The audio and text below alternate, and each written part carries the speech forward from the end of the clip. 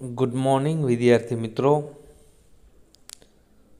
Last lecture में આપણે કંજક્શનની exercise કરેલી અને મોટાભાગના વિદ્યાર્થીઓએ ખૂબ સારી રીતે એમના માર્ક્સ મેળવ્યા છે અને હવે આ ગ્રામરનો ટોપિક પૂર્ણ કર્યા પછી આપણે એક ટેક્સ્ટબુકનો યુનિટ એમના વિશે સમજૂતી મેળવવાના છીએ। ટેક્સ્ટબુકનો 5મો યુનિટ રાની કી વાવ એમના વિશે આપણે સમજૂતી મેળવવાના છીએ।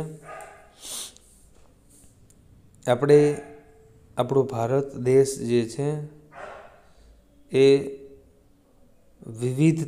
વિવિધતામાં એકતાનું પ્રદર્શન કરાવતો દેશ છે, કારણ કે આ દેશની અંદર વિવિધ જાતિના લોકો વસે છે, વિવિધ ધર્મ પાળતા લોકો વસે છે, વિવિધ સંપ્રદાયમાંથી આવતા લોકો વસે છે। એવી જ રીતે આપણો જે પૌરાણિક વારસો છે એમની અંદર પણ વિવિધતા જોવા મળે છે અને સમગ્ર વિશ્વની અંદર અજોડ કહી શકીએ એવા પ્રકારના કલા અને સ્થાપત્યના કેટલાક નમૂનાઓ છે એ હજુ માત્ર ભારત જ નહીં પરંતુ આપણા ગુજરાતની અંદર પણ અસ્તિત્વમાં છે। પરંતુ જેમ આપણે કહીએ કે ઘર કી મુર્ગી દાલ બરાબર, એ મુજબ આપણે ત્યાં આવેલી આ બધી ચીજ વસ્તુઓ છે એમની આપણને કદર હોતી નથી, પરંતુ જે વ્યક્તિઓ પાસે એ ચીજ વસ્તુઓ નથી એમને એમની સાચી કદર હોય છે। એટલે તો દર વર્ષે લાખોની સંખ્યાની અંદર વિદેશી પર્યટકો આ બધા જ શિલ્પ સ્થાપત્યોની મુલાકાત લે છે। તમને કદાચ ખ્યાલ હોય કે અંગ્રેજી એક અધિકારી ફોર્બ્સ સાહેબ એ ભારતની અંદર ઘણા વર્ષો સુધી એમને નોકરી કરેલી અને એમનો સ્વભાવ, એમની કામ કરવાની પદ્ધતિ, લોકો પ્રત્યે સહાનુભૂતિ અને દયાના કારણે એ સમયે ખૂબ જ લોકપ્રિય બનેલા અને એ સાહેબ પોતાની નોકરી પૂર્ણ કરીને રિટાયર થઈ અને પાછા પોતાના વતનમાં એટલે કે વિદેશમાં જઈ રહ્યા હતા એવા સમયે ગામ લોકો છે એમને કંઈક ને કંઈક ભેટ સોગાદ આપવા માટે જાય છે। કોઈ હીરા માણેક, રત્નો એવી કંઈક ને કંઈક યાદગીરી સ્વરૂપે ચીજ વસ્તુઓ આપવા માટે જાય છે, પરંતુ ફોર્બ્સ સાહેબ છે એમાંથી બધી જ વસ્તુઓ લેવાનો અસ્વીકાર કરે છે અને કહે છે કે જો તમે મને કંઈક યાદગીરી સ્વરૂપે આપવા માગતા હોય તો તમારા ગામની અંદર રહેલી જે હીરાધરની શિલ્પકૃતિઓ છે એ મને આપો। હવે એ હીરાધરની શિલ્પકૃતિઓ છે એમનો ઉપયોગ ગામ લોકો કપડાં ધોવા માટે કરતા કે પછી પશુઓની ગમાણ તરીકે ઉપયોગ કરતા અથવા તો ખંડરની જેમ એમનેમ પડેલા હતા, કારણ કે ગામ લોકોને એનું મૂલ્ય ખબર નહોતી અને એ જમાનામાં ફોર્બ્સ સાહેબ આ શિલ્પકૃતિના ટુકડાઓ છે પોતાના દેશની અંદર સ્ટીમર મારફતે લઈ જાય છે, તો એમના માટે એ ખૂબ જ મૂલ્યવાન છે। જ્યારે આપણે ત્યાં બધી શિલ્પકૃતિઓ છે એમનું કંઈ જ મહત્ત્વ નથી હોતું। તો આપણે ત્યાં જે પાટણની અંદર રાણી કી વાવ આવેલી છે એ જેને યુનેસ્કો દ્વારા વર્લ્ડ હેરિટેજ સાઇટની અંદર મંજૂરી આપવામાં આવેલી છે એમના વિશેની વાત આ યુનિટની અંદર કરવામાં આવેલી છે, જે આપણા ગુજરાતની અંદર જ આવેલી છે, એટલે એમની વિશેષતા વિશે આપણને તો ખ્યાલ હોવો જ જોઈએ। તો ચાલો આ યુનિટની અંદર રાણી કી વાવ વિશે વિસ્તૃતમાં સમજૂતી મેળવીએ। રાણી કી વાવ કૌંસની અંદર આપેલું છે, the step well is an approved site on the world heritage. આ રાની કી વાવ છે, ઇઝ એન અપ્રુવ્ડ. અપ્રૂવ એટલે મંજૂરી આપવી, અને અપ્રુવ્ડ એટલે મંજૂરી અપાયેલી. સાઇટ એટલે જગ્યા છે, on the world heritage. Heritage એટલે કે વૈશ્વિક વારસો. રાની કી વાવ છે એ વૈશ્વિક વારસા તરીકે મંજૂરી અપાયેલી જગ્યા છે. આપણા ગામની અંદર આપણા ઘરની કોઈ એવી ચીજ વસ્તુઓ છે, દાખલા તરીકે કોઈ એક વ્યક્તિની જ વાત કરીએ કે આપણા કુટુંબની અંદર એક એવું વ્યક્તિ હોય કે જે આપણા કુટુંબમાં બધા જ કરતાં શ્રેષ્ઠ હોય. એવી જ રીતે પછી આપણી જે સરનેમના લોકો છે એમાં કોઈ એક એવું વ્યક્તિ હોય કે જે બધા કરતાં શ્રેષ્ઠ હોય. કોઈ એક વ્યક્તિ એવું હોય કે જે આખા ગામમાં સૌથી શ્રેષ્ઠ હોય. કોઈ એક એવું વ્યક્તિ હોય કે જે આખા તાલુકામાં સૌથી શ્રેષ્ઠ હોય. કોઈ જિલ્લામાં શ્રેષ્ઠ હોય, કોઈ સમગ્ર ગુજરાતમાં શ્રેષ્ઠ હોય, અને કોઈ સમગ્ર ભારતની અંદર શ્રેષ્ઠ હોય, અને કોઈ સમગ્ર વિશ્વની અંદર શ્રેષ્ઠ હોય. જેવી રીતે મોદી સાહેબ ગુજરાતની અંદર હતા, સીએમ હતા, એવા સમયે સમગ્ર ગુજરાત એમના ઉપર ગર્વ લઈ શકે. પરંતુ આજે મોદી સાહેબ જ્યારે વડાપ્રધાન બન્યા છે એવા સમયે સમગ્ર ભારત એમના ઉપર ગર્વ લઈ શકે, અને હજુ પણ કંઈક આંતરરાષ્ટ્રીય લેવલે એવું કામ કરે કે જેના પર સમગ્ર વિશ્વ ગૌરવ લઈ શકે. એમ ગુજરાતની અંદર આવેલી એક રાની કી વાવ નામની જગ્યા, જેના ઉપર આખું વિશ્વ છે ગર્વ લઈ શકે એવી જગ્યા છે. It was declared by the world heritage committee UNESCO. Was declared, declare એટલે કે જાહેર કરવું, અને વોઝવેર પ્લસ ભૂતકૃદંતનું રૂપ છે, એટલે સાદા ભૂતકાળની પેસિવ વોઇસ છે. એને જાહેર કરવામાં આવ્યું by the world heritage committee, એટલે કે વિશ્વ વારસાની સમિતિ. એને કહે છે યુનેસ્કો. તમે સમાજની અંદર ભણતા હશો કે યુનેસ્કો અને યુનિસેફ જેવી આંતરરાષ્ટ્રીય સંસ્થાઓ છે જે માત્ર ભારત નહીં પણ સમગ્ર વિશ્વ લેવલે કામ કરી રહી છે. તો યુનિસેફ છે એ કુપોષિત બાળકો માટે કામ કરી રહી છે, જ્યારે યુનેસ્કો છે એ વિશ્વની આવી જૂની પુરાણી ચીજ વસ્તુઓ છે એમની જાળવણી કરવાની જવાબદારી સંભાળેલી છે. તો આ જગ્યાને યુનેસ્કો દ્વારા જાહેર કરવામાં આવી છે. યુનેસ્કો હેઝ રેકોગ્નાઇઝ એટલે કે માન્યતા આપવી. ધીસ માસ્ટરપીસ એટલે કલા કારીગરીનો શ્રેષ્ઠ નમૂનો. યુનેસ્કોએ આ કલા કારીગરીના શ્રેષ્ઠ નમૂનાને માન્યતા આપેલી છે. એઝ એટલે તરીકે, એન એક્સેપ્શનલ એટલે અપવાદ, એક્ઝામ્પલ એટલે કે ઉદાહરણ, ઓફ વોટર મેનેજમેન્ટ સિસ્ટમ એટલે જળ વ્યવસ્થાપન પદ્ધતિ. યુનેસ્કોએ આ કલા કારીગરીના શ્રેષ્ઠ નમૂનાને એક અપવાદરૂપ જળ વ્યવસ્થાપનની પદ્ધતિ તરીકે મંજૂરી આપેલી છે, અથવા તો માન્યતા આપેલી છે. કારણ કે આ રાણી કી વાવ છે એ એક એવી વાવ છે, સામાન્ય રીતે પાણીનો કૂવો છે એ ઊંડો હોય, પરંતુ આ વાવ પાણીથી ઊંડી પણ છે અને જમીનથી ઊંચે પણ છે. એટલે એ જમાનાની અંદર પાણી મેળવવા માટેના સ્ત્રોતો માત્ર ને માત્ર તળાવ કે સરોવર જ હતા. આજના જમાનાની જેમ ત્યાંના લોકો પાસે બોરવેલ કે પછી કૂવા એવી આધુનિક ટેકનોલોજી ન હતી, પરંતુ એ જમાનાની અંદર સમગ્ર વિશ્વની અંદર કોઈ વ્યક્તિ પાસે આવો વાવનો નમૂલો ન હતો.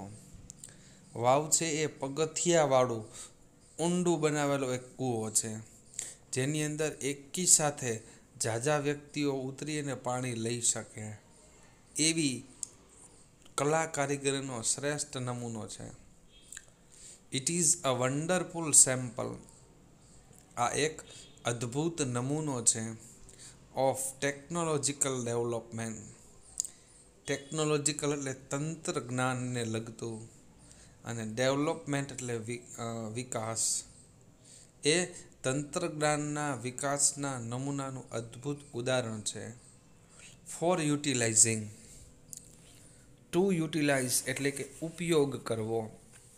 ગ્રાઉન્ડ વોટર રિસોર્સિસ એટલે જમીનમાં રહેલા પાણીના સ્ત્રોતનો ઉપયોગ કરવાનો તંત્રજ્ઞાનનો અદ્ભુત નમૂનો છે.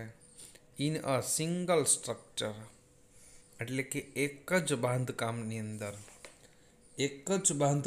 અંદર એક વિશાળ વિભાગ છે, એમનું એક જ સ્થાપત્યની અંદર અથવા તો બાંધકામમાં સંગ્રહ કરેલા પાણીનો ઉપયોગ માટે તંત્રજ્ઞાનના વિકાસનો આ એક અદ્ભુત નમૂનો છે. It is also a unique illustration of breaking large spaces into smaller volumes with artistic presentation. It is also a unique illustration. હવે ઇલસ્ટ્રેશન એટલે કે ઉદાહરણ, કે આ એક અદ્ભુત, યુનિક એટલે કે અજોડ, બેનમૂન, જેની કોઈ સાથે તુલના ન કરી શકે એવા પ્રકારનું ઉદાહરણ છે. ઓફ બ્રેકિંગ લાર્જ સ્પેસીસ એટલે કે વિશાળ જગ્યાઓને તોડીને ઇન્ટુ સ્મોલર વોલ્યુમ્સ નાના ભાગની અંદર વિભાજન કરીને વિથ આર્ટિસ્ટિક પ્રેઝન્ટેશન. આર્ટિસ્ટિક એટલે કલાત્મક અને પ્રેઝન્ટેશન એટલે કે રજૂઆત. આ એક મોટા ભાગને, એક વિશાળ વિસ્તારને નાના ભાગમાં વિભાજન કરીને કલાત્મક રીતે રજૂ કરવા માટેનું પણ એક અદ્ભુત ઉદાહરણ છે. Rani ki Vav has a great appeal to every observer. Rani ki Vav એ ગ્રેટ અપીલ એટલે કે આકર્ષણ થવું. રાણી કી વાવમાં ખૂબ જ આકર્ષણ છે. Two every observer. ઓબ્ઝર્વર એટલે નિરીક્ષણ કરનાર અથવા તો મુલાકાતીઓ. દરેક મુલાકાતીઓ માટે રાણી કી વાવ એ ખૂબ જ આકર્ષણનું કેન્દ્ર છે. ત્યાર પછીનો next paragraph. Queen Udayamati, the widow of king Bhimdev one. Rani Udayamati, the widow, window નથી, WINDOW નથી, પરંતુ WIDOW, વિડો એટલે વિધવા, ઓફ કિંગ ભીમદેવ વન, રાણી ઉદયમતી કે જે ભીમદેવ વનની વિધવા પત્ની હતી, એને કન્સ્ટ્રક્ટેડ ધીસ વાવ. કન્સ્ટ્રક્ટ એટલે કે બાંધકામ કરવું. ધીસ વાવ બિટવીન એટલે બંનેની વચ્ચે 1022 and 1063 AD. AD મતલબ એનો ડોમિનનું ટૂંકું રૂપ, એટલે કે ઈસવીસન 1022 અને 1063 આ બંનેની વચ્ચે આ વાવનું બાંધકામ થયું. તો વિચાર કરો કે 22થી શરૂઆત કરી અને 63 સુધી આ વાવનું કામ ચાલુ થયું. અને એ જમાનામાં જ્યારે કોઈ આધુનિક શસ્ત્રો નહોતા, ત્યારે માત્ર મનુષ્યની મહેનતથી જ પથ્થરોની અંદર કોતરણી કરી અને આ વાવ બનાવી. રાની કી વાવ has become one of the most popular places to visit in Gujarat. Rani ki Vav has become એટલે બનવું અને અહીંયા has become એટલે બની છે. one of એટલે તેમાંની એક, the most popular places. હવે ખાસ ધ્યાન રાખજો, જેની સાથે ઓફ વપરાય, one of, some of, none of, most of વગેરે, એના પછી વપરાતું ક્રિયાપદ એ હંમેશા એક વચનનું હોય અને નામ પાછું બહુવચનનું હોય છે. તો જો અહીંયા પ્લેસીસ નામ બહુવચનનું વપરાયું છે. One of the most popular places, એનો મતલબ એવો કે પ્રખ્યાત જગ્યાઓમાંની એક પ્રખ્યાત. એવું નહીં કે સૌથી પ્રખ્યાત જગ્યા, પરંતુ પ્રખ્યાત જગ્યાઓ તો ઘણી બધી છે અને એમાંની આ એક છે. એટલે કે Rani ki Vav has become one of the most popular places to visit in Gujarat.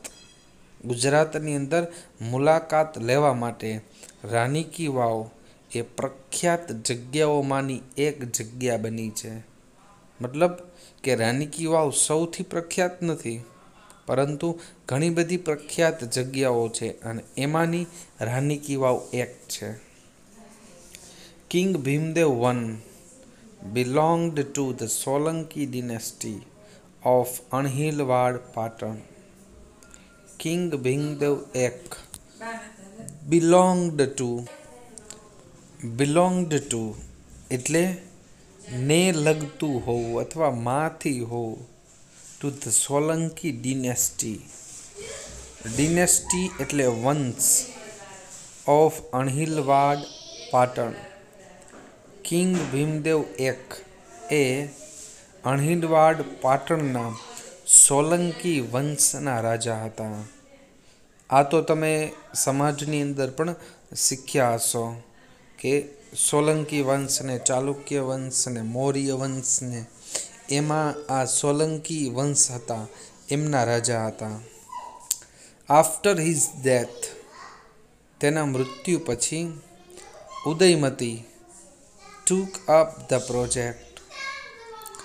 took up એટલે કે સ્વીકારવું, the project. તેના મૃત્યુ પછી એટલે કે ભીમદેવ I મૃત્યુ પછી ઉદયમતીએ આ પ્રોજેક્ટને સ્વીકાર્યો. ફોર સોલ્વિંગ, ફોર એટલે ને માટે, અહીંયા ફોર છે એ પ્રેપોઝિશન તરીકે વપરાયું છે અને જ્યારે પ્રેપોઝિશન પછી ખાલી જગ્યા હોય ત્યારે વર્તમાન કૃદંત વપરાય છે. ફોર સોલ્વિંગ એટલે કે સોલ્વ કરવા માટે. અહીંયા ઇન્ફિનિટિવ પણ વાપરી શકાય, to solve. Udayamati took up the project to solve એટલે કે સોલ્વ કરવા માટે. The problem of water scarcity. Scarcity એટલે અછત. ફેસ્ડ એટલે કે સામનો કરવામાં આવતી. By the people of Patan, પાટણના લોકો દ્વારા. પાણીના અછતની જે તંગી હતી એમનો સામનો કરાતો હતો, એમને દૂર કરવા માટે ભીમદેવ I મૃત્યુ પછી રાણી ઉદયમતીએ આ પ્રોજેક્ટને સ્વીકાર્યો. કારણ કે અગાઉના સમયની અંદર દુષ્કાળ બહુ પડતા, એટલે લોકોને પીવાના પાણીની તંગી બહુ થતી હતી. એમને દૂર કરવા માટે રાણી ઉદયમતીએ આ પ્રોજેક્ટને સ્વીકાર્યો. પરંતુ અનફોર્ચ્યુનેટલી એટલે કમનસીબે, ધ ક્વીન ઓલ્સો ડાઇડ કે રાણી પણ મૃત્યુ પામી. Before the completion of this structure, પરંતુ કમનસીબે રાણી પણ મૃત્યુ પામી. બિફોર એટલે પહેલાં, ધ કમ્પ્લીટેશન એટલે પૂર્ણ કરવું, ઓફ ધીસ વાવ કે આ વાવના બાંધકામને પૂર્ણ કરતા પહેલાં રાણી ઉદયમતી પણ મૃત્યુ પામ્યા. અને in the word of architecture, architecture એટલે કે સ્થાપત્ય,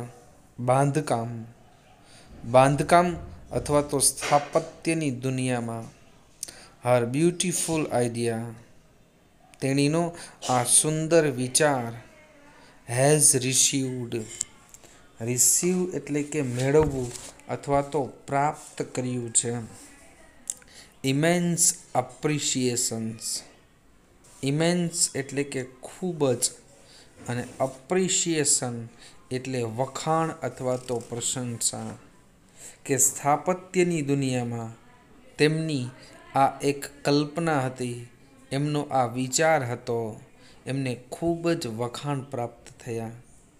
કારણ કે એ જમાનાની અંદર આવું સ્થાપત્ય વિશ્વમાં કોઈ જગ્યાએ ન હતું. એ જમાનામાં તો ઠીક, આજે પણ વિશ્વની કોઈ જગ્યાએ રાની કી વાવને તોલે આવે એવું સ્થાપત્ય ક્યાંય નથી. એટલે એમનો આ સુંદર વિચાર હતો, એને સમગ્ર વિશ્વની અંદર ખૂબ જ વખાણ પ્રાપ્ત થયા. તો ભારત દેશની અંદર, ભારત તો ઠીક પણ આપણા ગુજરાતની અંદર પણ આવા શિલ્પ સ્થાપત્યના કેટલાય શ્રેષ્ઠ નમૂનાઓ આવેલા છે.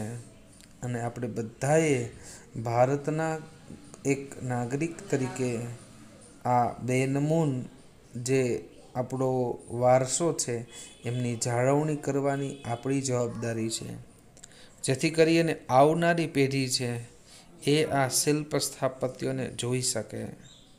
કારણ કે આ ખૂબ બારીકાઈથી કરેલું કામ છે અને ખૂબ મહેનત માગી લેવું અને ખૂબ ધીરજ માગી લેવા પ્રકારનું કામ છે. કદાચ આજના સમયે ભલે આટલી આધુનિક ટેકનોલોજી છે, તેમ છતાં આવા પ્રકારનું સ્થાપત્ય બનાવવું આજે પણ એક ચુનૌતીભર્યું કામ છે. તો એ જમાનામાં જે આ કામ કરેલું હતું, તો એ લોકો કેટલા બુદ્ધિશાળી, સમજુ, મહેનતુ અને ધીરજવાન હશે.